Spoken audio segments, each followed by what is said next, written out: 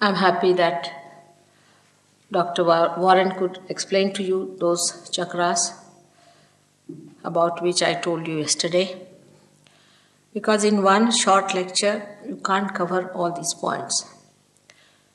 And if you get your realization and you progress well, then you can listen to my tapes, which are in hundreds, and you can understand the knowledge is vast like ocean.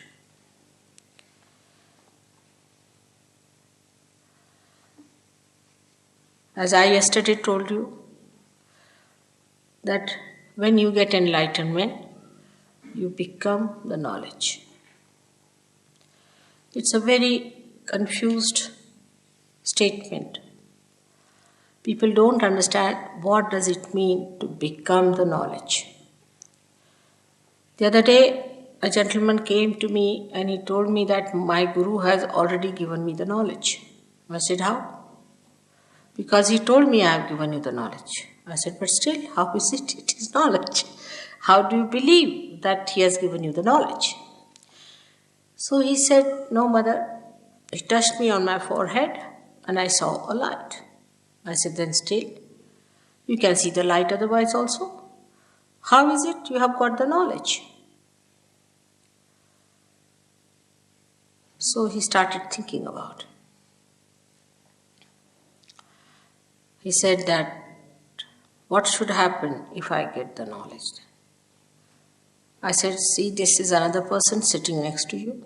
He's a Sahajogi. He knows what Kundalini is. Also, he knows how to raise your Kundalini. He knows what is your problem, what your chakras are catching. He also knows what are his problems. So he asked me, how does he know? I said, he has become the knowledge. As yesterday I told you that on your central nervous system, you should be able to feel others and yourself, which is inside. Now, for example, a person who is mad. When he started becoming mad, he did not realize.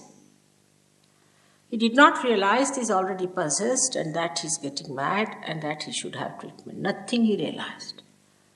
Gradually he became mad and he is in the lunatic asylum. Or a person who gets cancer does not know he's developed a cancer. Till they say that now it's hardly 15 days, you have to die. This is on physical level, mental level. A person who is egoistical does not know that he is egoistical, that he is oppressing others and others are a part or parcel of himself. Like Hitler never realized that he was such a horrible devil, that he will go to hell. And those who were around Hitler that time did not realize that a devil is growing in this society, that a devil is going to come. Nobody realized everything, and suddenly after 11 years, he comes back as a horrible, destructive, satanic force. So, if you read the books written before his regime, they were actually supporting him. Because they said that we are getting decadent, our society is decadent, and we need a person who will take us to austerities and who will make us little disciplined. We need discipline, we must have discipline. And so they liked him. Even the young students liked him. When he went to the universities, he charmed them by saying we must have discipline, we should be austere, we should not eat this food, we should not eat that food, we should become very austere. And that thing was very much appreciated by the young people. They did not realize whether this man was a devil or not. Now, knowledge is such that in that you see the subtle of yourself and subtle of others. And the subtle of ours and the subtle of others resides in the chakras. These are the chakras which reside within us. And these chakras are the ones who cater to the need of any emergencies we have. For example, if you have to run very fast, we can run very fast. Our heart starts beating. The sympathetic goes into action. Then these chakras bring it back to normal by supplying proper energy to that part which has been overused. They bring it back to normal. When, say, on the left-hand side and the right-hand side, we have two extraction of the sympathetic nervous system. When this extraction is too much on the chakras, these chakras get separated. And there is a deity in every chakra. And when that deity sleeps off, there is a separation from the whole, because that is how we are connected with the whole. This is supposing is the vertebra, is like this. Once it is broken off, you are broken off from the whole. The control is lost. Once the control is lost, then you start working on your own. Once a cell starts working on its own, it becomes malignant. It loses that relationship with the whole which gives it balance, a sense of proportion and coordination, how much to grow, and that's how cancer is set in. In the society also nowadays, because the society is becoming ego-oriented, we go on saying, what's wrong? What's wrong in this? What's wrong in this? As today, just now, Warren was telling you that there is a dharma within us. We have got 10 dharmas, the 10 sustenance within us, the 10 commandments that we have to obey. Why? Because if you go out of them, then you go into an imbalance, and if the imbalance is set in, then you can develop any one of these problems which come out of imbalances. That is how we cannot cure cancer, because we cannot make the cells go back to its normal condition. At the most, what we can do is to remove the cells from the body who start attacking others and making them also ego-oriented. But we cannot make them again normal cells. Only through vibrations you can do it. Because when you vibrate these centers, they become more powerful. They expand their aura. So the circle that was small becomes bigger, engulfs both the sides and bring them together. And again the deities are awakened and the cells start getting the message from the whole. This is a simple principle, which is a subtle principle. But a person who gets a cancer, how will he know he's got a cancer or not? Because there is no way of knowing it. But when you become the knowledge, you start developing the sensation on your fingers. And there are decoding words, decoding language, which tells you which are the centers catching and how to cure it. Immediately you are on the alert because you know it's happening. Now people who have, say, mental problem, they don't know they have mental problem. Some of them, they are not at all aware of it. But then they realize they have a mental problem. A psychiatrist came to see me. Today only he was with me. He's a surgeon and he treated some mentally handicapped person. He's a psychiatrist. So he finds always his finger shakes before me. This finger and this thumb. If this is burning and this is shaking, that means there's a possession working on you. A simple thing like that. Now this person can clear it out because Sir Yogi, it takes hardly 2 minutes to clear it out. But the person who has got it can be also cleared out, because once you know what is the center, and if you know the deities whom to awaken, and if you know how to awaken them, you get it cleared out. That's how mad people can also get cured. Now here there's a madman on the road. Just now when he was speaking, I was in the room. He was saying, you must seek Christ, you must seek God, and all those things on the street. He's himself mad. You see a mad leading others into what? Lunatic asylum? He's talking like that loudly. You must seek Lord, you must seek God. How? How do you seek? Just giving lectures, seek the Lord, seek gods. Is this the way? If I say now, put your attention inside, just now you are sitting before me, a simple thing. Your attention is towards me. Now turn your attention inside. Can you do it? You may say, yes, we are doing it. That's wrong. That you are not doing at all. Something has to happen within. Unless and until something happens, your attention cannot go inside. Many people just believe into something false. Go on believing into it till they suffer from it.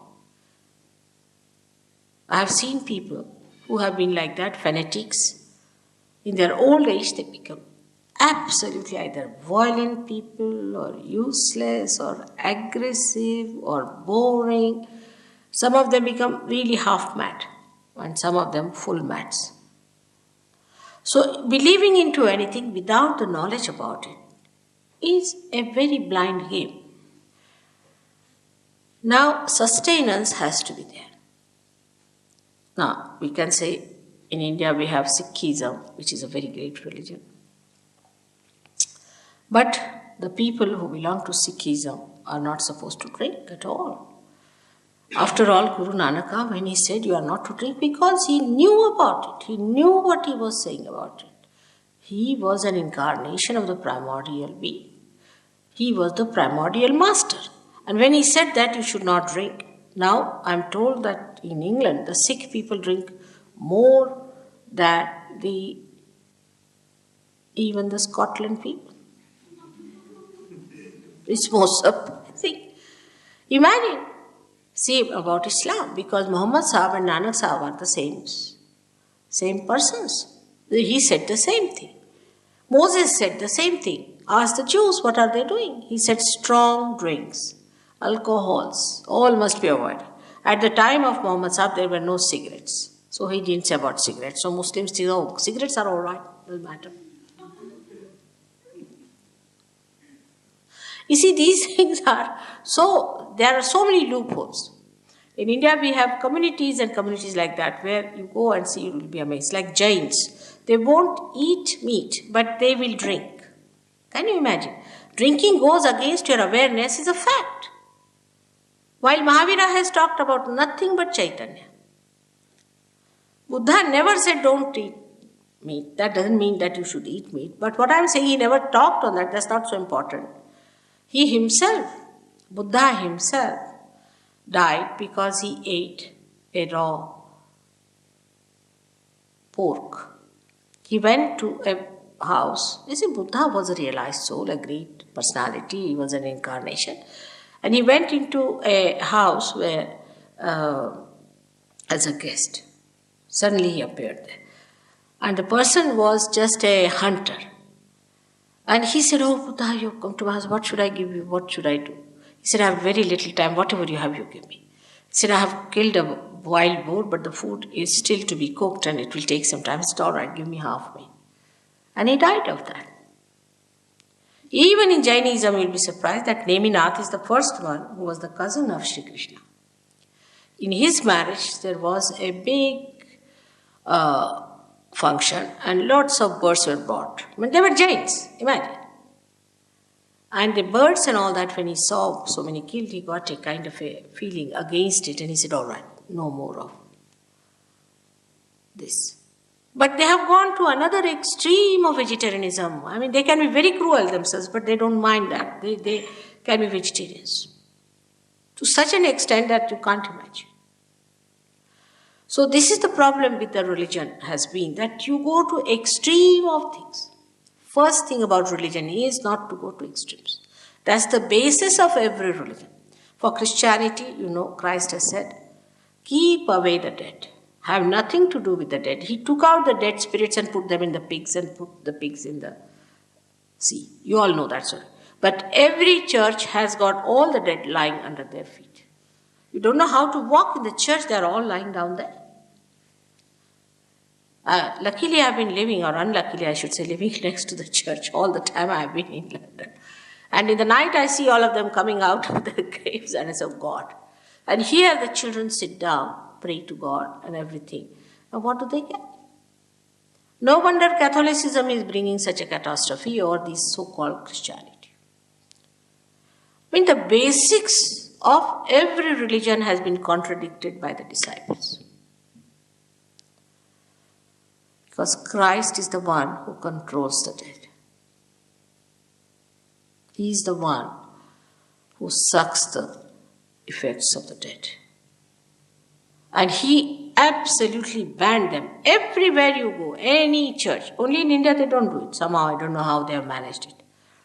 But here, every church you go, there's dead bodies lying everywhere.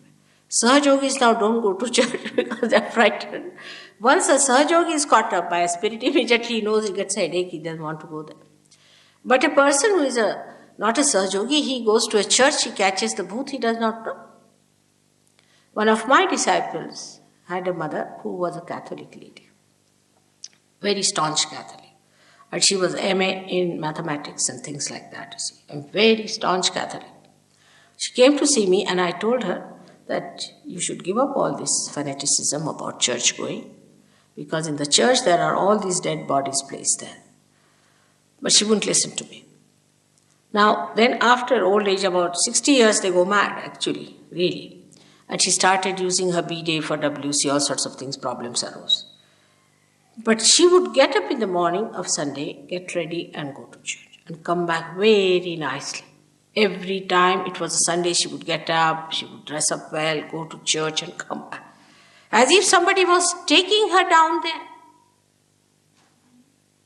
And somebody was bringing her back. But one day it happened that she got lost.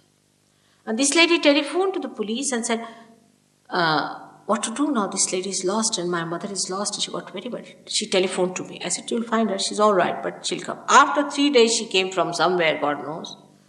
Came back. And again, she started the same things, using this for that and that for that, and absolutely like a mad person. But the police said nothing doing. Now you better put her in the old man's place. So she put her in one of these places where the old people live. Now, this Mari, my disciple, she told me it's most amazing. The people who are there are mostly Catholics or Christians. They are all mad like this. The nurses are having a bad time. But all of them get ready on a Sunday and go to a church which is specially made for them. Can you imagine? Just look at this obsession. It's an obsession with us. We must know these are obsessions. We are not free people. We are slave to these things. Now, once you come to this side, the other side of slavery are our habits. They enslave us. They enslave us. I have seen now people, I once had a minister sitting with me, and Russian minister, very powerful man otherwise. And suddenly he got up. He was the host. Suddenly he got up. Oh, I must go. I said, what happened? He said, I am a sick man. I said, what's the matter with you? You see, I'm a football fan and I can't sit any longer. The football match must have started. Imagine, he was the chief host. And so many people were there, he just couldn't sit. I mean, he could not glue himself to the chair and he wanted to get up and walk. And he just didn't know what to do. I was amazed. He had no poise, no control over himself. I mean, I just thought must be some possession from this football is coming to him, or what is it? But such a grown-up, matured person behaves like this. This is nothing. Other habits that we have are much worse. And they all enslave us. We can't live without them. Anything that is in this world is for us. We are not for anything. If anything can enslave us, we should know that we are the masters of everything. If a chair doesn't make you comfortable or uncomfortable, it's not important. What is important is that this doesn't enslave you. Nothing should enslave you. The one who is a king, who is the emperor, is least bothered. If you put that person on the street, he'll sleep well. If you put him anywhere, he'll be happy. That's the person is the real emperor. But not the emperor who cannot live without complete comfort. If he's slave of the comfort, then he's not an emperor. All these things we can learn when our center here, Nabhi Chakra, is awakened. When the light spreads in that area, in the void, the green color you see, then what happens immediately in that light? You don't see anything, but the light works. Enlightenment is such that it goes into action. The light itself acts. Can you imagine? The light itself acts in you. We had a doctor who was very fond of wines, drinks, and I never tell you don't drink. I never say that because I don't want people to run away. No, nothing of the kind. You sit down comfortably. Just take your realization. Then we'll see about it. This fellow gave up his drinking next day. But then he had to go to Germany. And he thought, I better try some special type of wine that he had liked. So he tried it. And then he vomited. He couldn't bear it. He said the taste was so bad. I had never tasted such a dirty thing. I never told him. It just happened. He saved money. He could buy things out of the money he saved. He was a free bird. But I don't have to tell you this because we are so addicted and identified that even if you say that this can happen with Sahaja Yoga, many people will refuse it. Our identifications have gone so deeper into our being, our hangs up, as we say, that we are not free people at all. We might be free politically, all right. But this is so superficial. The spirit is the only thing that is free within you, which has no hangs up, which has no habits, which does not stick on to anything, is completely detached and emitting joy to us. It is the thing that makes our spirit, our attention so enlightened.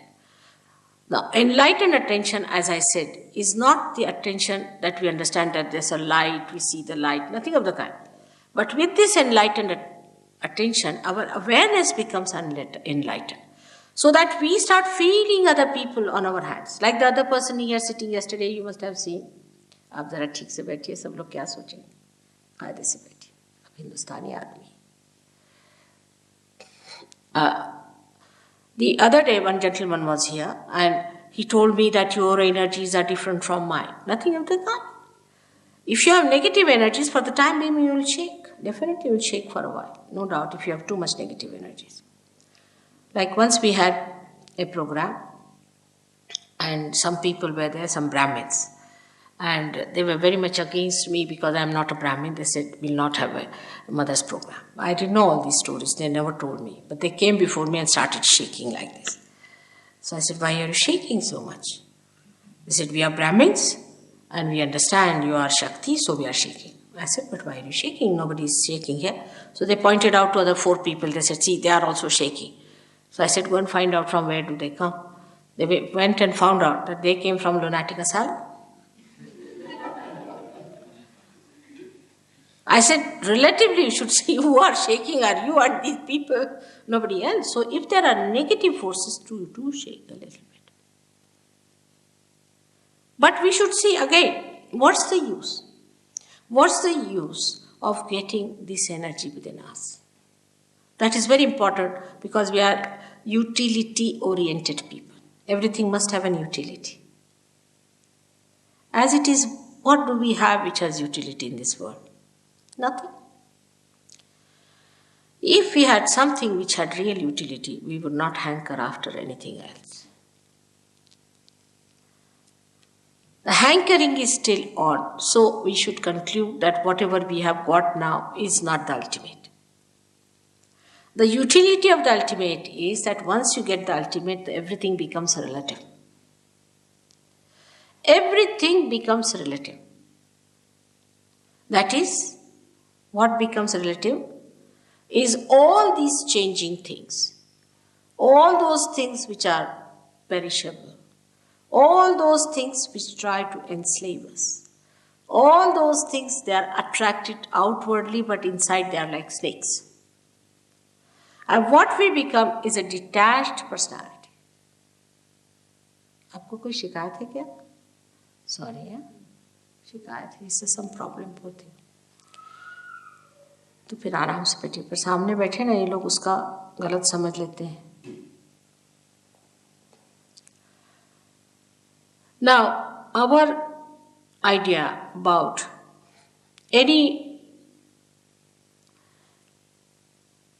understanding about religion is that we go to a limited church and a limited society, limited club, do exactly the same, wear the same sort of dresses, wear the same sort of cap or things, we belong to one religion. There is nothing like that. It's all man-made. You see, it's all artificial. Whatever is man-made is artificial, you know that. They write it down also for all the clothes that are made by man. They say man-made material. So it's not God-made. We have made our own religions and we are fighting for it. The religions are something within yourself, within your being. It has nothing to do with what sort of nonsense we have made out of it. This is the quality of a person. Like carbon has got 4 valencies, you have got these 10 valencies. And if these valencies are missing, then what happens that as in the combination of chemical combinations you have seen, if one valency is missing, it becomes a negative. And then it combines with another. So there are negative and positive valencies. So if you have some additional valencies with you, then you jump onto other people. If you have less, then you catch some other people. It's exactly the same as it happens in a chemical compound. Now these valencies within us are to be there to give us a balance, and that's what Warren has told you what it means. When you get your realization, your dharma, your 10 commandments get enlightened, means you get empowered. You become that. You go beyond religion. You don't have to follow anything, you just become. You become so integrated. For example, some people, it doesn't suit to have, say, potatoes. They will just don't like it. Just don't like it. Before realize it's just the other way around. If they are not supposed to eat potatoes, they'll eat potatoes more. After realization, you won't just have it. You won't have it. You are so integrated. The sustenance within us gets so enlightened that our priorities change completely. We start judging everything on vibrations. Now we have a little girl, you have seen Olympia. She eats very little, practically solid food she does not eat. But if I give her anything to eat, she will eat. From nobody else. But if I give her anything, she'll ask for more and eat. It's surprising, she understands vibrations. If you understand vibrations, then it is very easy to retain your valencies intact because you are empowered. Not only that, but you just don't like anything else because you like the vibrations to flow. When the vibrations are flowing, the spirit is emitting through your central nervous system the joy. That is the quality of your spirit. The joy you start feeling. And when you start feeling the joy, then you don't want to give up for anything. Just don't want to give up. You want to enjoy it. So you become the knowledge and the attention which is actually placed in this area and sustained by your liver becomes enlightened. As I told you yesterday, sitting down here, if you want to feel about anyone, you can find out. Like just now I saw one gentleman sitting little awkwardly. I thought he's not sitting properly. I said, sit properly. But then I paid attention to him. I knew he was not well. So I said, have you got any problem? He said, yes. I said, then it's all right. So with attention, you immediately understand a person, what's the problem with that person is. Sitting down here, you can find out the vibrations of anyone. For example, now we can say, if there's no Russian, that, should I say or not? Brezhnev is possessed. He's a possessed man just now. I'm going to Russia. I hope I'll take out his possessions. He's a possessed man. They are dealing in these parapsychology. Same in America, it's going to happen. It's going to happen everywhere where you try to practice these spirit and spiritualists and all that, what we call Preta Vidya, Smashana Vidya and all that, which is absolutely horrible things, calling them with sophisticated names like parapsychology and call it by what other names they call it? Charismatic movements and all sorts. It's nothing but spirits. Nothing but spirits. All these people are practicing nothing but spirits. They bring out the dead spirits and call it the Holy Ghost. Imagine. This charismatic movement is another horrible thing. I don't know how to tell you about it, but I must say that the whole science has become so subtle that nobody knows that this is the scorpious, horrible, satanic force that is working through us and attracting us to these spirits. Some people said, Mother, there are good spirits and bad spirits. But why? Why go to the dead? You don't know which is good, which is bad. How will you know? Why go to the dead? We have to be in the present. We don't have to be in the past. So that's one thing happens when you lose your valencies, that you go to the left. When you go to the right, you may be very austere, you don't eat that food, and this and that. You may become a very ego-oriented person. You go to another side called supraconscious, the collective supraconscious. The left side is the collective subconscious and the right side is the collective supraconscious. When I started my work, I decided not to talk about these dead spirits. I said, I'll manage without that. It's not possible. For 3 years, I never talked about it. I didn't talk about the deities. I didn't talk about anything. For 3 years, I managed it. But then among us, a lady came who was practicing all these things. And she possessed so many people. And thousands of people used to go to her.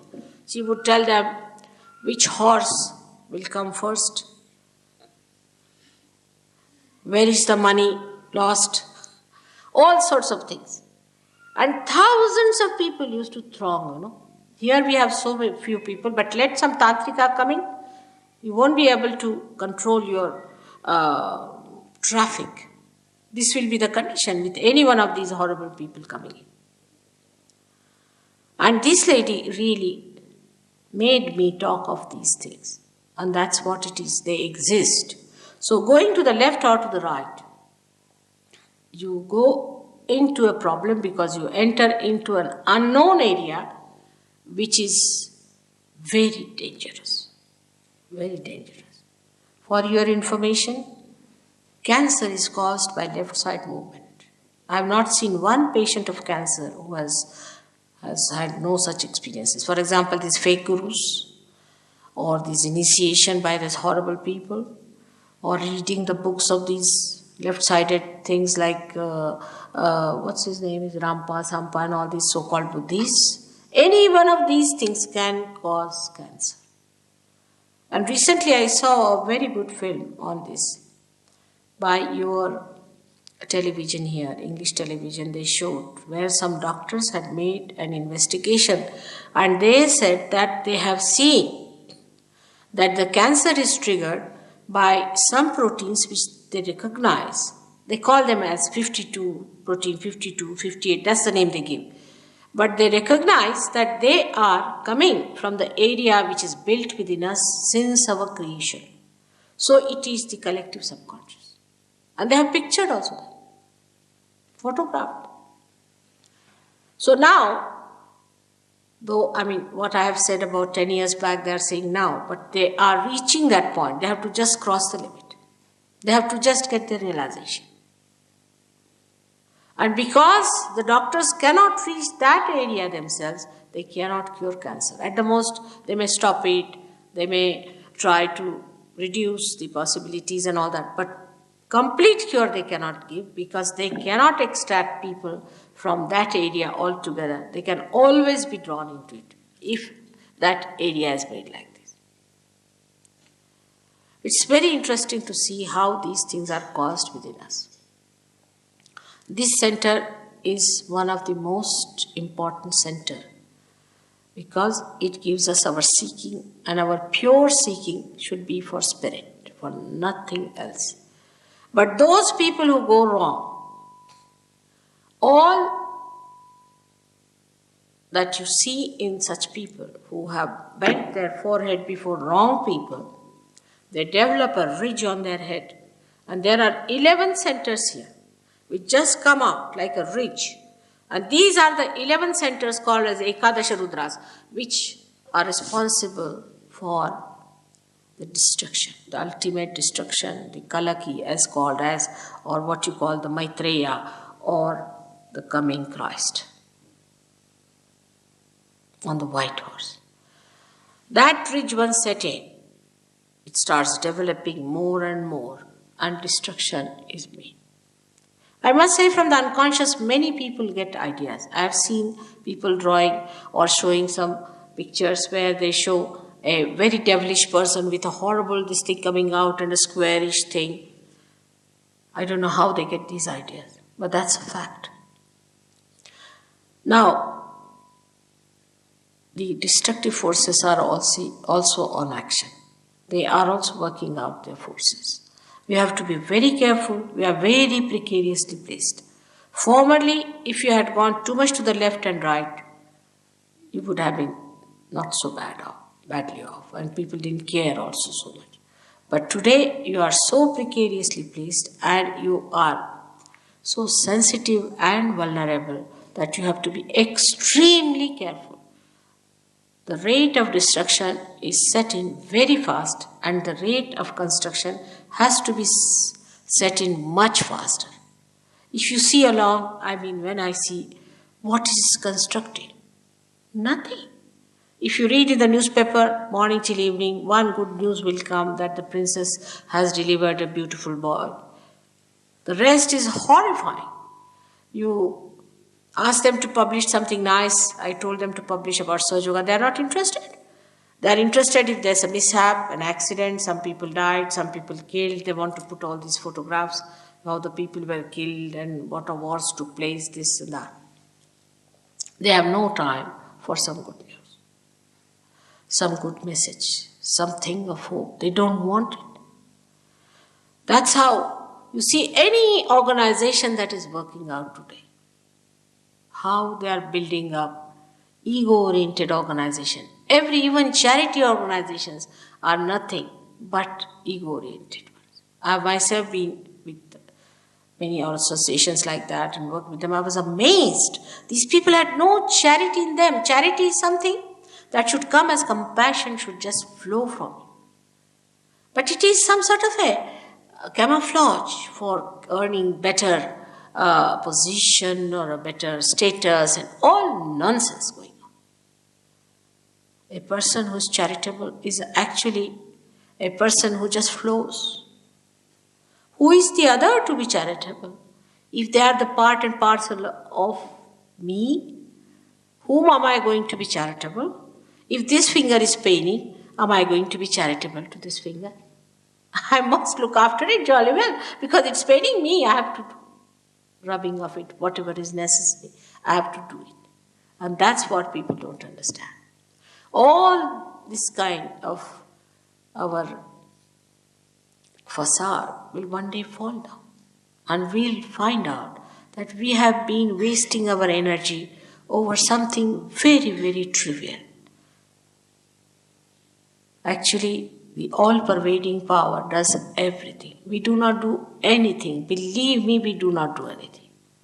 How many flowers are turning into fruits just now? Who is doing that job? How many seeds are sprouting at this moment just now? Who is doing all that? How many children are born at this moment? In the human body, no foreign matter can stay.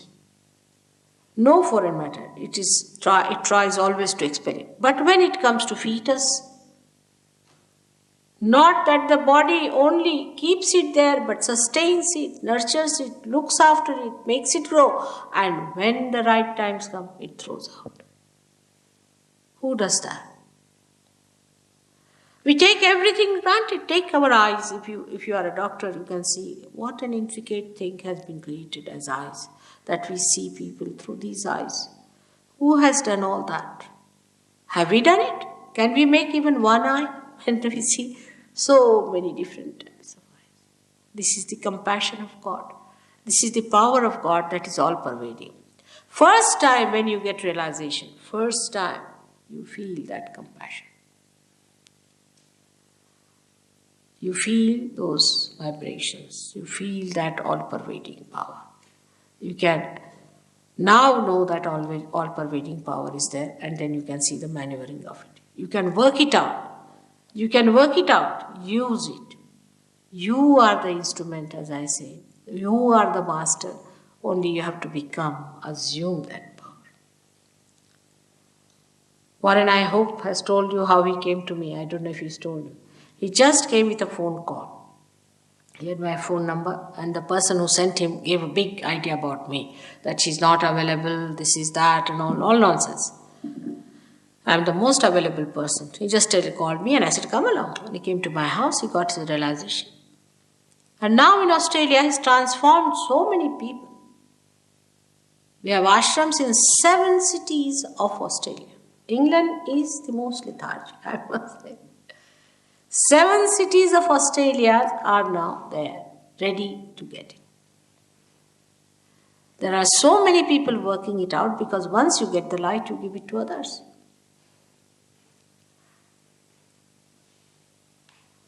So now we move to another center. Above that is the center of the Mother of the Universe. The Father resides in this center, previous center, the Nabhi Chakra, and rises above and then settles down on to the right side. This is the fatherhood. Say, a gentleman yesterday told me that he had trouble with his asthma. I don't know if he's come back or not. Is he here? Yes, good.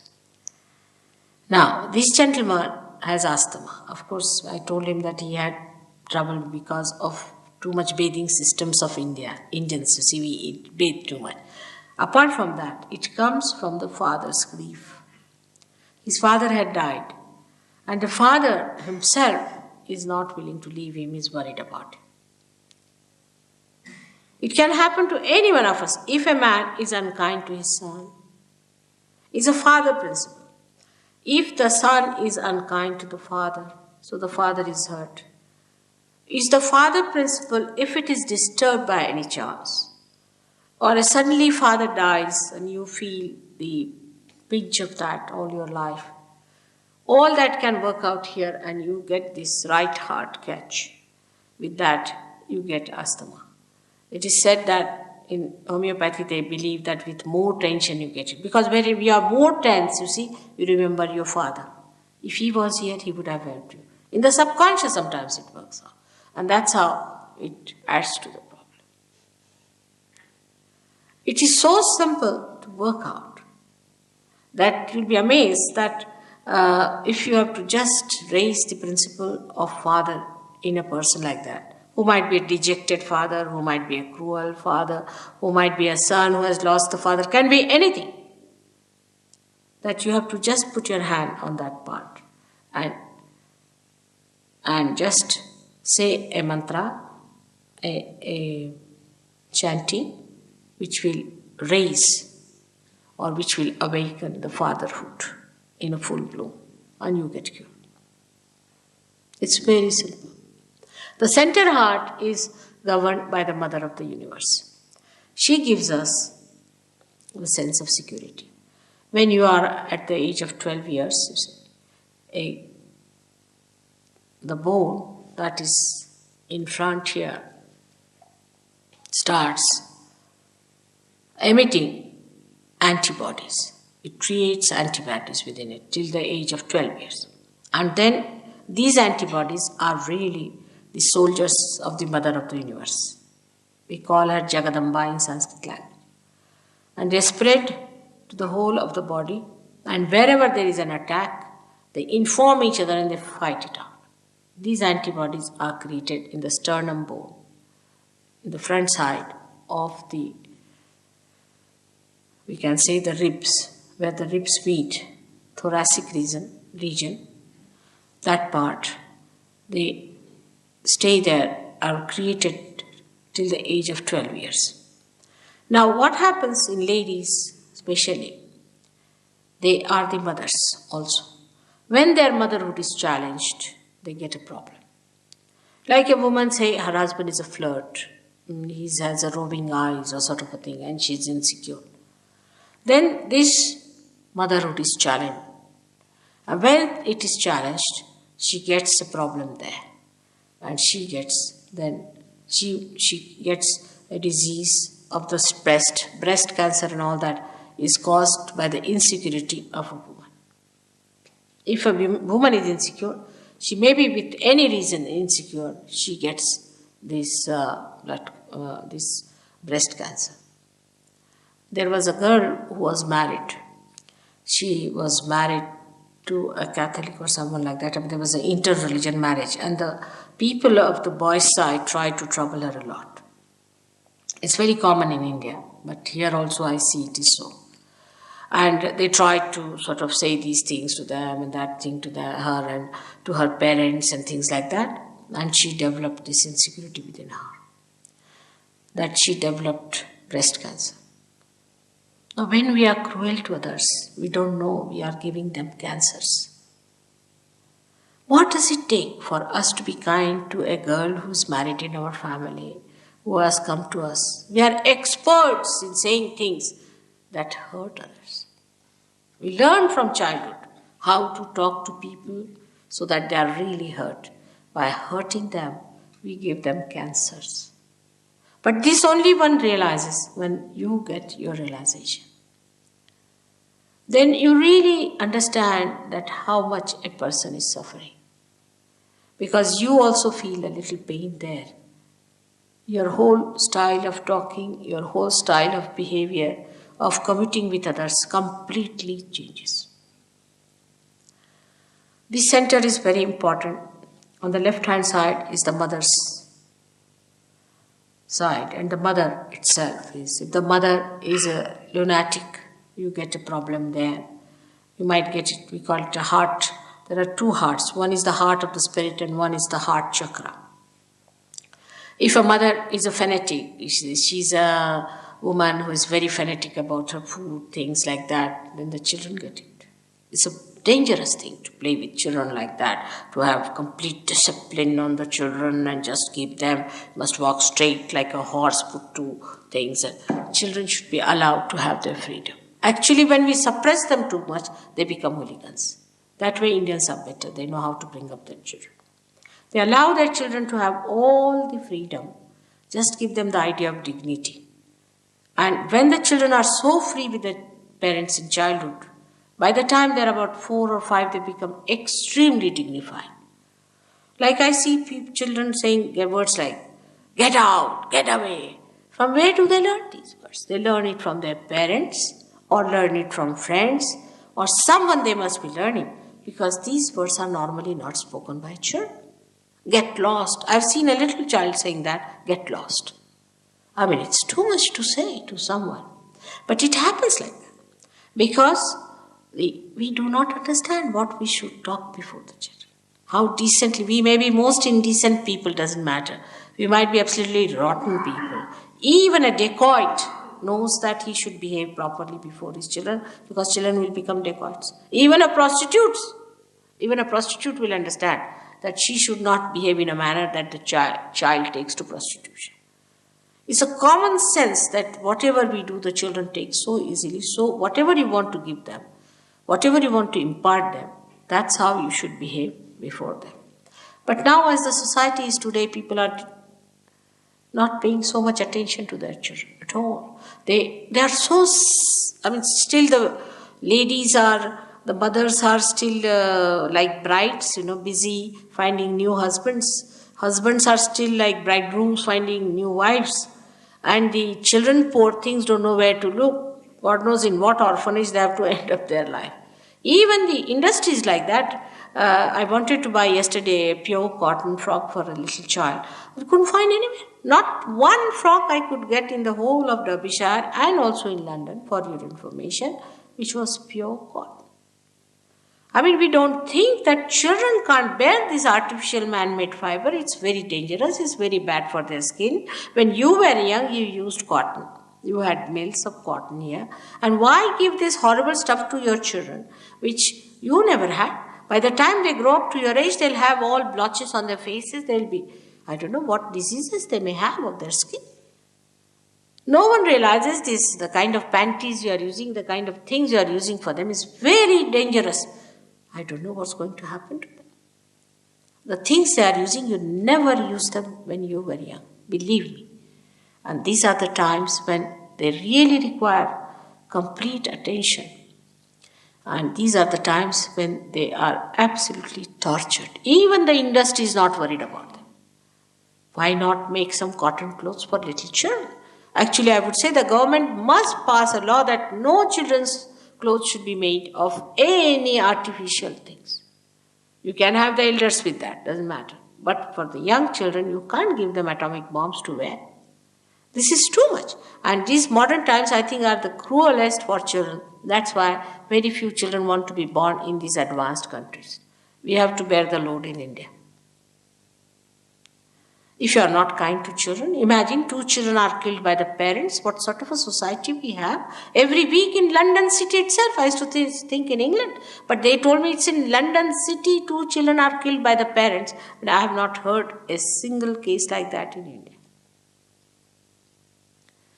With this cruelty towards children. I don't know what women are up to. Where are they going to take their figures and their beauties and everything in front of God? Such cruelty exists, such self-centeredness. Then with all this, the children develop this trouble and they have palpitations. They have very weak hearts. They are in your trust. God has given you such beautiful children that you should thank Him for that. They are not some surplus quantities have come to you. It's a blessing to you that God has given you children. If one woman in India doesn't get a child, she'll go and weep and ask every god and every prophet and everyone that she should get a child. While in Germany, it is going towards minus 5% growth now.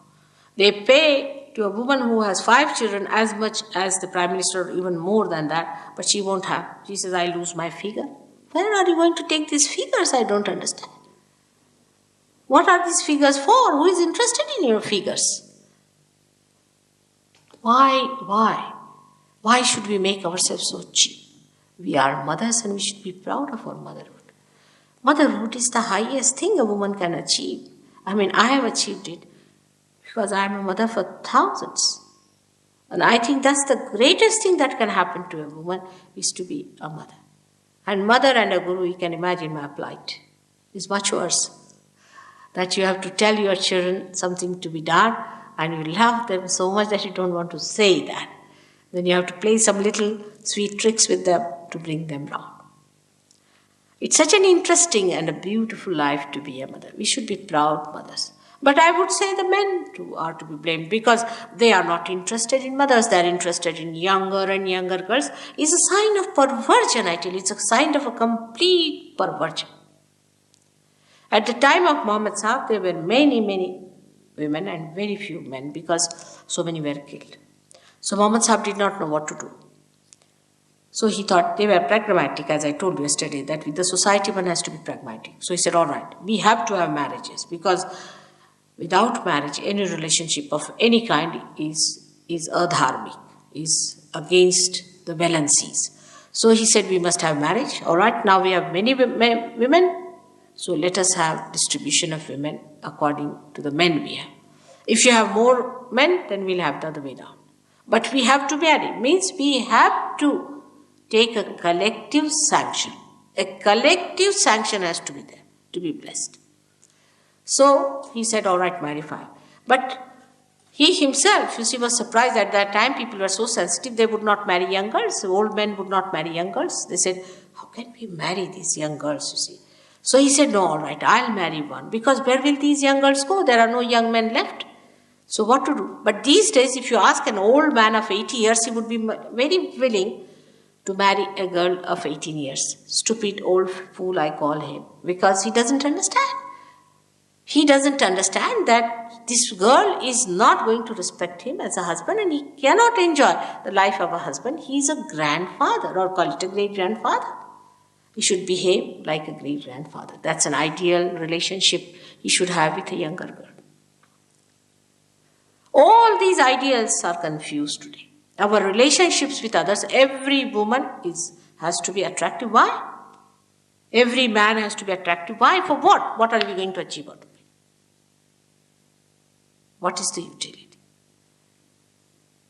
The attractiveness is all right as long as you are not repulsive. As long as you keep the ideal relationship with others.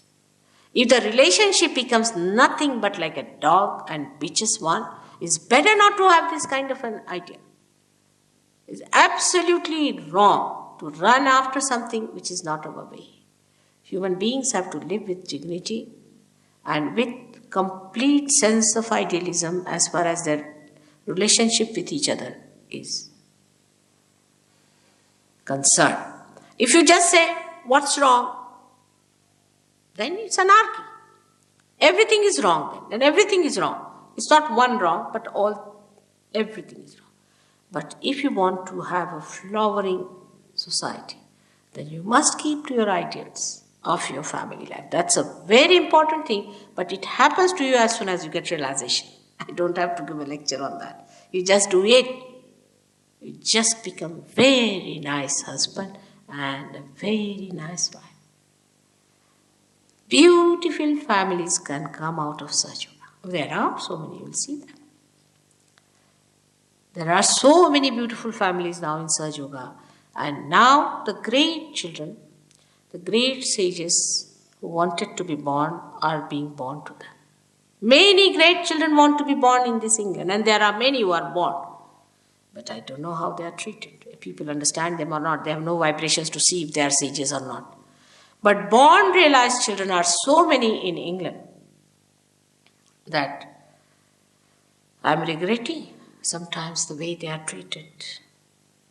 Nobody knows they are born realized. The way they talk nothing but wisdom.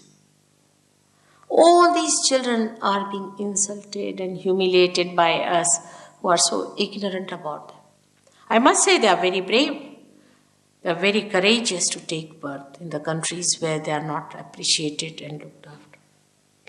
Another extreme is in our country, I should say, where people will sell their whole country for the sake of their children. I mean, that's going too far. That's another nonsense we do. But something in between is that you love your children, respect them, they are your trust, they are realized souls, they are sages. They are the foundations of the new world that is going to come. And this is what it is a mother has to learn. The dignity of a mother must be respected. I am sure you all must have respected your mothers very much. But now, as mothers, I don't know if you will be respected. Once this is established that a mother itself is the highest position a woman can reach, and she is to be respected, all the priorities will change among women also. Because what can they do? They have no place as mothers. So they just get fed up of their children. They think, what's the use of this motherhood? Is a thankless job. All this can only change when man changes within himself. When the transformation takes place. Just now, it is just one of the sermons that you could hear somewhere in a very, I should say, an orthodox place. But the whole, this orthodoxy becomes part and parcel of you, and you become so much tuned with it, absolutely tuned with it. You like it.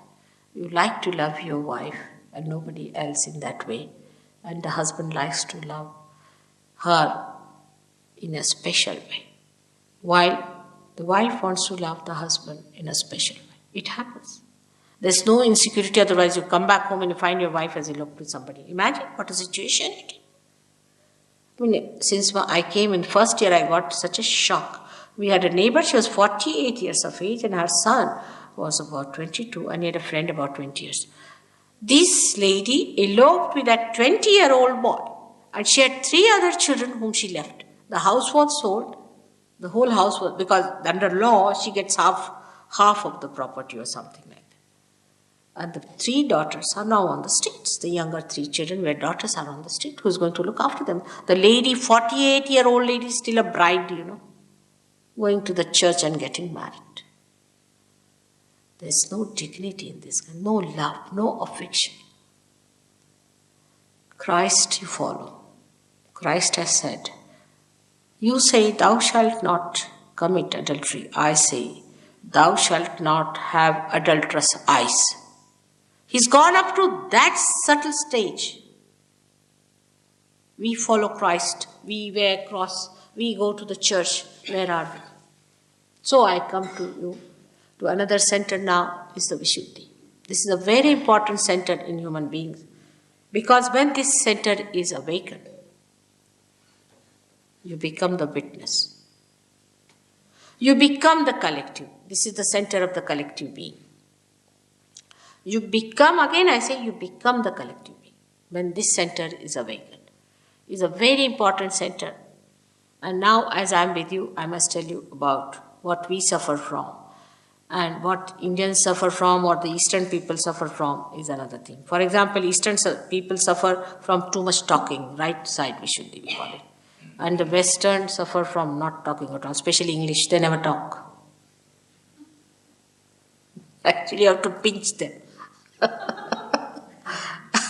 They never laugh. That's the problem, is they'll just smile and it's regarded good manners, but it's sometimes very boring. Now the left Vishuddhi is a thing which is very much more subtler than what we think of. Is a very funny sort of a situation where you get a left Vishuddhi, and that you get very commonly among the Western people because they have developed a new sense of guilt. I mean, everybody is guilty. Without going to the courts, without committing any guilt, everybody is guilty all the time. Like a lady, oh, I'm so guilty. What happened? I didn't say thank you to her. So it doesn't matter what is it to be guilty after all. Oh, I'm so guilty. What happened? I spilled some coffee. It's all right, doesn't matter, it can be cleared out. What is there to be guilty? But it is an unknown guilt people have. They don't know why they are guilty. Why they are getting all the time this feeling, oh God, I should not have done it. I should not have done that. What? What guilt? What guilt we can have? And this guilt is a horrifying thing.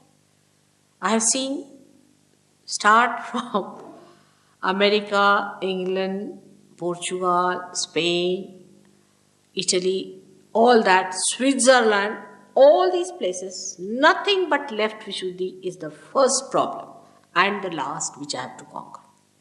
One lady got up and she said, Mother, I am guilty because of Vietnam. I said, Vietnam? It's finished long time back now. What are you going to do about it? No, but I'm guilty about it. But why? What are you going to do about it? How are you concerned with it? What is your relationship with it? Why are you guilty? I just feel guilty. I said, it's nonsense. Like that. Everybody has developed this. Now, from where does it come? Let's see the source.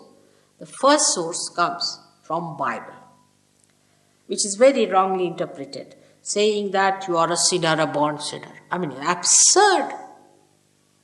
What it means is that you are the one who is only aware of the sins, not the animals. You are the one who is aware of your ignorance, not the animals. You are the one who is aware of your blindness. Others are not. Animals are not. Why? Because within you is developed that I-ness. That I-ness, as I told you yesterday, is developed because of the ego and superego meeting here. Because you raised your head. Because this chakra was to be enlightened. You raised your head and this ego and superego went and met here, they calcified, you got your I-ness, and that's why you think I've done wrong or I've done right. Animals don't think like that. They are not bothered. They have to do what they do. They want to do that. They never sit down and say, I'm guilty. Have you ever met any animal who says that? Except for the human beings? All the time. Now, this has come to, it's a myth. It's a very big myth with which you are living. It's absolute myth, believe me. There is nothing like guilt. And this guilt is eating you off all the time. It is making you an inertia. It is making you feel so much lost. And this center is very important to be opened out. So first of all, before I start any program, I tell them 1 month I should say, Mother, I am not guilty, Mother, I am not guilty, 16 times. That's the punishment for being guilty. If you are guilty, you must go into punishment, all right? So this is the punishment for you, is to say, Mother, I am not guilty, Mother, I am not guilty. Say it 16th time, and that's how you get rid of it. It's so practical. It works out. With that, you get spondylitis, you get pain in the heart, you get this hand, what you call frigid hand, all problems you get with that. And that is all because of this mythical guilt you are working on. Now, the another myth comes, the source of it, I think, is the psychologist, the so-called psychologists. They have no sense of psyche because they have no way of entering into psyche. What they are doing is recording, finding out, and trying to cure people. How many mad people have they cured? Saj Yoga must have cured hundreds. How many mad people have they cured? They have not cured anyone. On the contrary, if you go to a psychologist, you might become more mad, the way they are mad themselves. Because the psychologists, when they talk to people, they don't know they are dealing with pathological cases, abnormal cases. And when you deal with the pathological cases, you yourself get intoxicated by that, or you can say that there is contamination and you don't know how to protect yourself. Jung is the only psychologist, I would say, because he was quite a perfect person after he got realization, who talked of it, that a physician can get sick. Now they start becoming pathological, like poor this Freud, half-baked. He is the one who started talking about sex and things like that, but he himself was a perverted man. He died of cancer. What did he get in his own life? He was such a perverted man. I mean, imagine he was a wretched soul who died of cancer. How can he guide you on any point whatsoever? Now, whatever he talked, we took him as Bible. More than Bible, people believe in Freud. More than Christ, they believe in him, actually. And if you reduce it to a minimum sentence, you can say he made everyone a sex point. You are nothing beyond it, nothing more than that, nothing else but that. Imagine to reduce your dignity to that level. As a mother, I just give him a grace mark by saying, poor fellow must have dealt with pathological cases and he was caught up and he gave these wrong ideas to people. He dealt only with the psyche, with the left side, which is also starting from there, but ends up there, ends up into your superego. So, sex addiction takes you to superego, means it takes you to your subconscious mind and your collective subconscious. Now, all your problems you are having are sex are because of this. Emotional behavior and all perversions take you to collective subconscious. There was a girl in India which is very abnormal. She came to me and she said that she wants to be with men and she wants to be with girls and she wants to marry a girl. She wants to dress up like a man. I said, really? So I gave her some Sahaja Yoga treatment and I found that there was a man in her. She was reduced to nothing. It was a man who was possessing her. And she was given these ideas through that man. And that's how she was talking. She was a possessed person. All these abnormalities come because you get possessed. There was a girl in Cuba who came to see me from Cuba in America, a short girl, very petite, small, good-looking girl. And she told me, her husband told me, Mother, surprising, my wife can take whiskey bottle neat like that, once she can drink it down. So I said, all right, sit down. I gave her a bandhan, as we call it. And I saw a big, huge, like a globetrotter, really a very huge Negro coming out of her. And I looked at her. I said, do you know any Negro? She said, Mother, do you see him? Do you see him? He is the one who drinks. I do not drink. She said. And when he was distracted from her, she became such a sweet wife to her husband. All these abnormal behaviors, when you overdo it, lead us to that collective subconscious where you catch all these horrible people. Also, it can lead you to collective supraconscious if you become very, very egoistical. Then you can become Hitler. What's wrong? What's wrong? What's wrong with Hitler? Nothing wrong. He was perfectly correct when he said that he has come to save all the Aryan race and his nose was a specially made one. I mean, God must have been surprised to hear all that. I mean, you have to create some variety, isn't it? But this is what it is. I mean, these absurd things that we do in our life as saying, what's wrong? We jump into those ditches where you cannot return without some load on your head. And those loads work out all the things and you become such abnormal people. Then on the streets you will stand and shout like a madman. And if you provoke them, they are even worse. So better not talk to them and argue with them. Forget them. All those fanatics that we see are nothing but possessed people. Most of them are possessed. I would say so many of presidents and these despotic people, most of them are possessed. I meet them, I shake hands with them, they shake before me, and I know that they are possessed people. How are they there? They should not be there. They are possessed, they possess other people, they make them work out, and all this aggressiveness starts through their possessive powers. So this center is the one which brings you back to normal. And then once the Kundalini rises and touches your fontanelle bone area and opens it out, then from your hand through this center, that collective personality starts manifesting. You become the collective personality. You become. Again I say, it's the actualization. It is not that we are brothers and sisters, let us form United Nations and make good money out of it. It is actualization that you feel another person within yourself. And this is what is most important. This center, I can talk about this, I don't know how many hours, but this center has 16 subplexuses.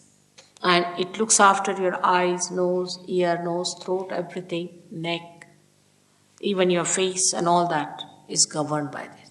A collective person, a collective being has a face, which has a coefficient that even the face can emit vibrations. But this is to be seen only through vibrations. You will know who is the collective being. The most important is this part of the head, where I told you that when you bow yourself to wrong things, this is the biggest obstruction, is the lower plate of the brain, which is called as Murdha in Sanskrit language. It's very important, it gets swollen up, and a big barrier is built. And you become a person completely cut off from the all-pervading power. Means all the protections, all the guidance, all the nurturing things, everything starts disappearing from your life. Now we go ahead with that center to the center here, which is very important and which I must tell you, though it's time to finish this lecture, is the center of Agya, which is placed in the center of pituitary and pineal body, which controls our ego and superego. Between the optic chiasma, a very subtle center exists. Some people call it a third eye, but the third eye they see is not the one I'm talking about. The third eye means the eye which sees inside, not outside. This center is very important and is adorned by the deity of Mahavishnu according to Indian name and English name is Lord Jesus Christ. This is a very important center. Now seek your Lord. Where do you seek him? Where does he exist? He is to be awakened and he resides here. Because most of you are coming from that background, I want to talk about it. Though Mahavira and Buddha, both of them also reside within us. Mahavira resides here and Buddha resides here. But Christ resides here in the center, inside the brain. Now, this is a very important thing which all the Christian institutions have missed about Christ. That Christ is to be born within us, that he is to be awakened within us. That is only done through Kundalini awakening. And once he is awakened at that point, the ego and superego both are sucked by him as a result of his awakening. And this is a very big thing. That's why I said, I am the door. But very nice, they crucified him. But that crucifixion was also a drama, because ego and superego has pressed these points so hard that to pass through that, you needed somebody to be just divine. And he was Omkara himself, the divine personality, who never died and passed through that.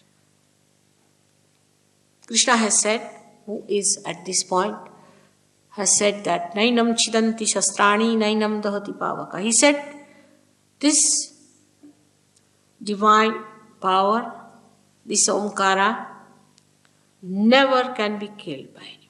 It cannot be destroyed by anyone.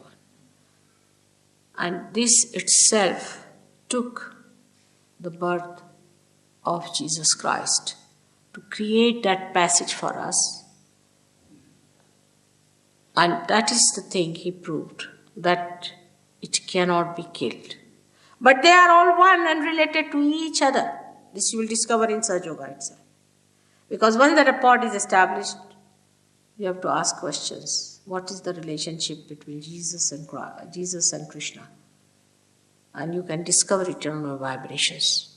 They are all related to each other, very closely.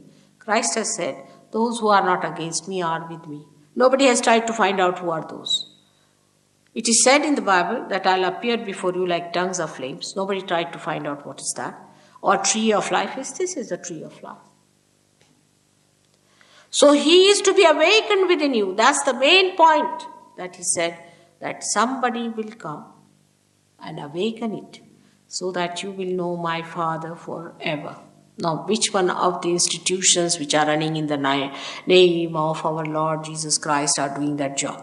What they are doing is having a fete or a carnival, collecting money, building churches, this, that. You have to build every human being as a church by awakening Christ in them. That was what was meant by baptism. But who did baptism in the real sense is the Kundalini awakening, where it comes on the fontanelle bone area, which is called as Brahmarandra, and breaks through that. Who has done that? None. I went to a church called Unity Church. They have united all the churches, I believe, and also united all the ghosts of the world. All kinds of fake gurus are there. All kinds. They have no discrimination of any kind. I was so amazed, Christ.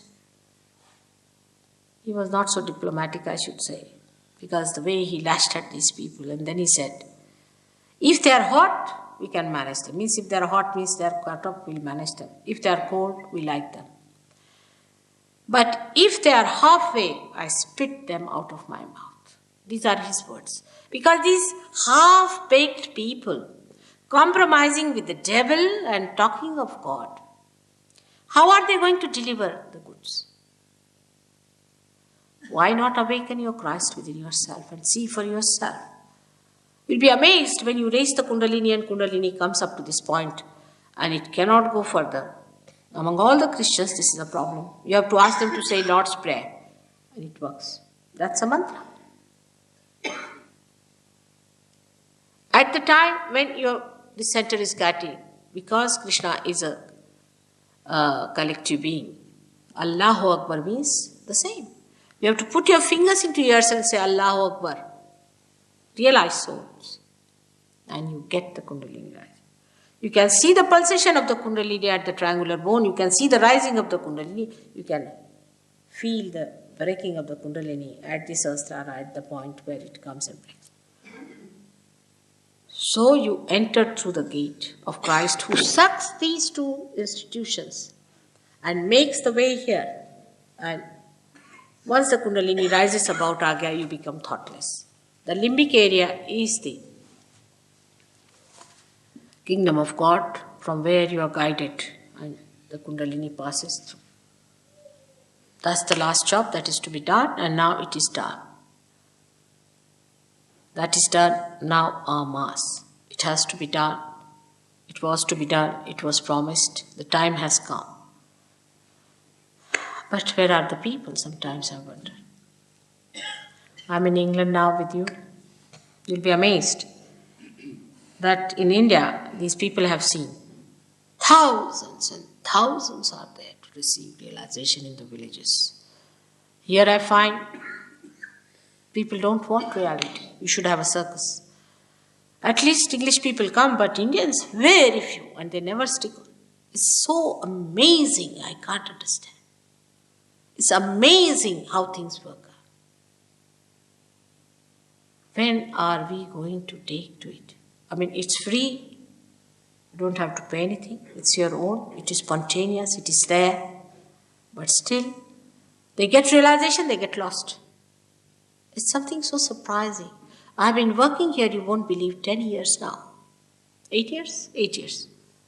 For 4 years, in the first 4 years, I had 6 people. They would come up, go down, come up, go down. I said, what sort of people? 4 years. Can you imagine? In India, I go for 3 months and I get thousands. Is it that there are very few who are going to be saved? As told by John, he said only few thousand are going to be saved. Is that what we are going to do in the West? But England is the minimum. You'll be amazed. Even Italy is better. Switzerland, Geneva, so much better. What's happening? Here they run after a man who is asking for a Rolls Royce. A fellow who asked for a 59th Rolls Royce, they starved themselves and made a Rolls Royce for him. And when he came, they gave him the Rolls Royce. Imagine. They said he's a perfect master. There is no pure intelligence left in the mind to understand that how can you get spirit for this nonsensical Rolls Royce. At least Derbyshire are not, people from Derbyshire should not be impressed by that very much. Because they make it here. You cannot make God, can you? You can make Rolls Royces, all right. Can you exchange Rolls Royce for God? They are running after such horrible things, like horrible another thing that somebody is trying to teach you how to fly. The wife of the director is sitting here, who started suffering with epilepsy. Her husband got epilepsy, her daughter got epilepsy. They all were epileptic and they were paying thousands of pounds, 3,000 pounds to fly. And they started hopping themselves like a frog. Imagine. With pure intelligence, you must ask that guru to drop himself from the leaning tower of Pisa. I think it was made only for that. And see if he can fly even 1 inch higher. Why not use your intelligence? You are supposed to be the most balanced and intelligent people. Yesterday I told you that you are placed. The most important place in the universe is the heart. England is the heart of the universe. And the heart is lethargic. What can I do? You have to tell me, what am I to do? To pump this heart into reality. There are seekers, I would not say there are seekers. When it came to hippism, thousands became hippies. But all absurd things they accept very easily. And why not the thing that you are seeking? It's beyond my mind, I cannot understand. Now, I didn't come to this place as an immigrant, as I told you. I came here because something happened and my husband got elected to this country, which was important, which was, I think, was preordained, was to be. But I have to implore you now to take to this and understand that this is what William Blake has told you, that the prophets are going to be in this country, that the God of men are going to become prophets and they are going to have the power to make others prophet. That is Sahaja Yoga. There's nothing else but this. He has promised so many things. He has even described the house where I lived. He has described the house that we are occupying now, exact position. He has described the ashram where we lay our foundations to. Into such details that I am amazed, such a great sage and a seer was born in this great country and nobody wants to see through. Now what am I to do? I hope very soon people would realize that they have to take a very big role, a very important and vital role in the transformation of the whole humanity and saving of this disastrous time. They are the ones who have to lead people into the kingdom of God. I can hope and bless that. May God bless you.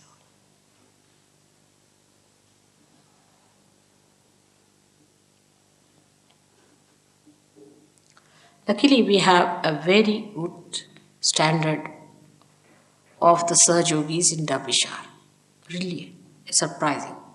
And Blake has mentioned Dabishar very much. They wanted me to come to Dabishar. I said, Birmingham has been sufficient for me and I will not go to Dabishar. They said, Mother, please. And then he said, Blake has mentioned you come to Dabishar. That's how I'm here. And I hope that this center will definitely create very good Saj Yogis. Great prophets can be created out of this. After all, Blake has mentioned Derbyshire very strongly, recommended it. But what I find today when I went for a drive, there's a lot of black magic on. People are indulging into horrible, horrible things. I was worried, quite worried. It's a very dangerous thing. It's dangerous for you, for your children, for your families, for everyone. And I found those pockets. I was amazed how they are prospering here. May God give you strength and proper wisdom to understand how you are placed in relation to the great work of God.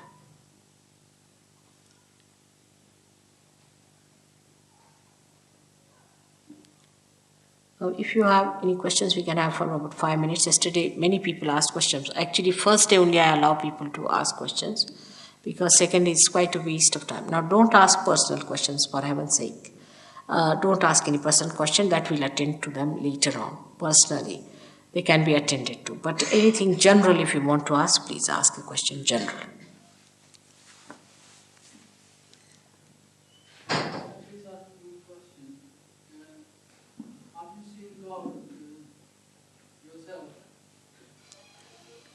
He's an Indian. Have you seen God yourself? Why do you ask this question? Are you authorized to ask that question? First you see your spirit and then we'll talk about it. Why should you ask such a question? Are you an Indian? Then at least keep some manners. Please be seated. This kind of an arrogant question should not be asked. Have you seen God? Why should you ask me such a question? What authority have you got to ask that question to me? I have to ask you a question. Have you felt your spirit? All right? First feel your spirit. That's why Buddha never talked of God. I yesterday only told you. Because suddenly you want to see God. Have you got eyes to see God? You can't see me even. How can you see God?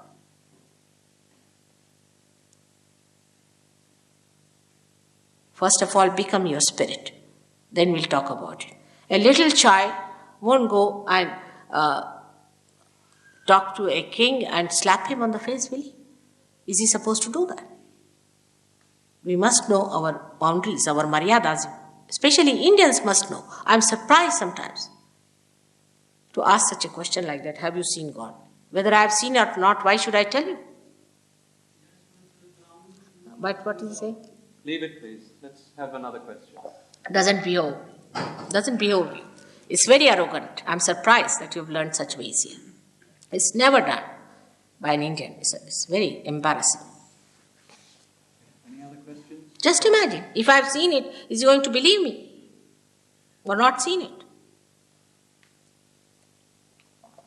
ये हिंदुस्तानियों का हाल है. हमारे तो नाक कटा के रख दी. इतना रद्दी लौट आया हुआ इस देश में. All the scum has come sometimes.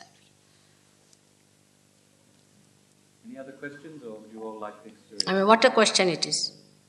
Have you seen or not?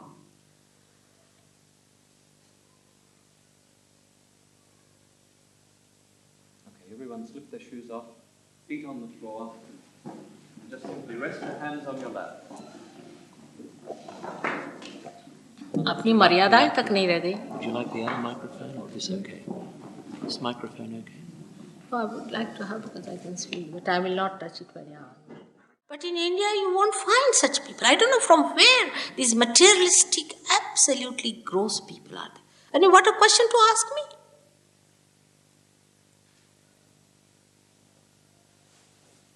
It's never done.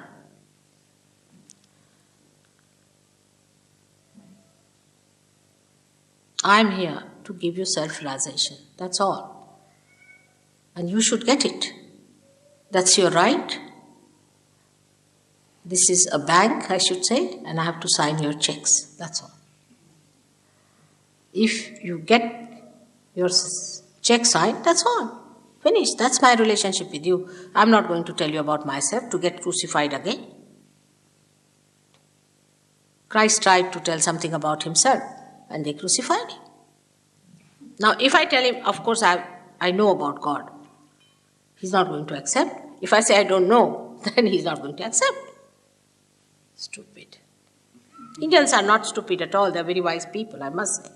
I'm surprised from where this stupidity has come. Very wise. Indians are very wise because it's a yoga bhumi. You know? It's such an ancient country of ours. You don't know the praises of this country. I cannot. Do not judge them by the people you see. No. It's a very great country.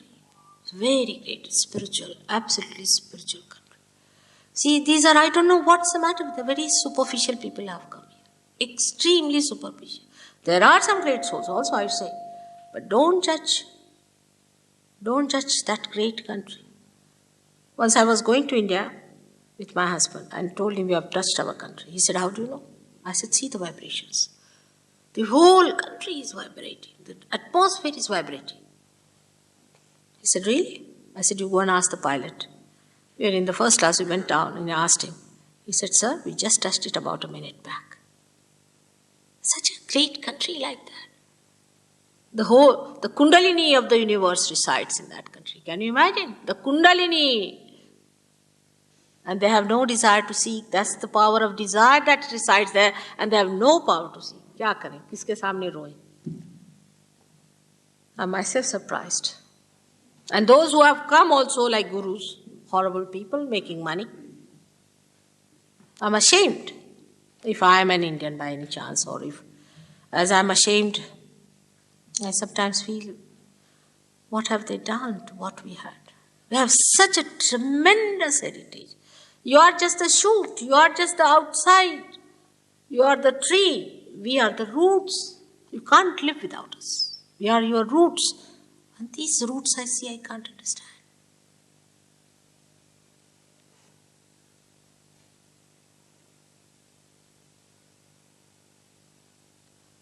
Still, it's all right.